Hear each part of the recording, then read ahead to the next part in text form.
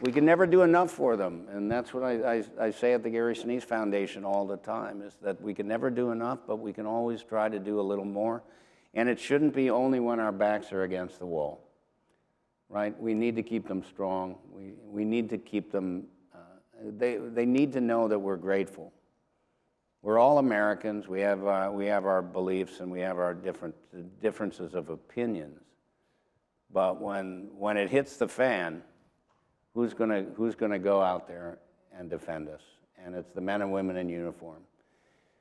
I was motivated a lot by September 11th and what happened. That really turned me into into a new level of action that I could have never imagined before that. Before we get to 9/11, because I do want to hit on that, because I know that was so pivotal to you in galvanizing your now mission to serve service members, you told one of the most iconic veteran stories in American film. Of course, that is Lieutenant Dan in Forrest Gump.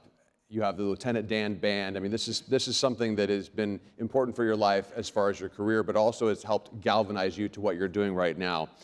Did you realize at the time that role would carry the kind of responsibility and connection that veterans, especially Vietnam veterans who saw that movie and were so able to relate to a double amputee who found himself in alcoholism, feeling forgotten, mistreated? Did you ever think it was going to have the impact when you were in that role that it still has today? When I was making the movie? When you were making the movie, yeah. No. It was a job, I mean, I got a job, but it wasn't just a job. I mean, at that point in my career, I had done a few movies. I'd done some small movies. I'd done a big miniseries.